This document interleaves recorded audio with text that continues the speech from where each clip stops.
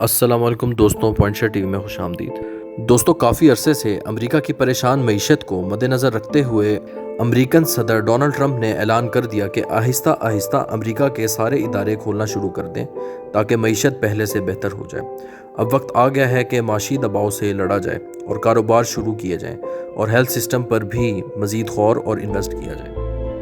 جو لوگ یہ سمجھتے ہیں کہ ان کے لیے کاروبار بند رکھنا مناسب ہے، انہیں ڈونلڈ ٹرمپ کی طرف سے اجازت ہے، اور جو کھولنا چاہ رہے ہیں وہ جلد از جلد کھول لیں۔ اس بیان کے بعد 5 ملین امریکن لوگ اپنی ڈیلی روٹین کے مطابق روزگار پر آ گئے، جبکہ 20 ملین امریکی بے روزگار ہو چکے ہیں۔ چائنیز سوشل اکانومسٹ ڈینیل زاؤ کا کہنا ہے کہ امریکہ کی پوری تاریخ میں یہ سب سے خطرناک اور پریشان کن۔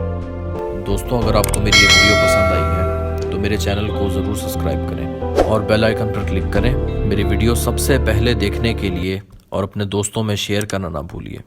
میں آپ کی خدمت میں ایک نئی ویڈیو کے ساتھ پھر حاضر ہوں گا۔ اپنا بہت بہت خیال رکھیے۔ اللہ حافظ۔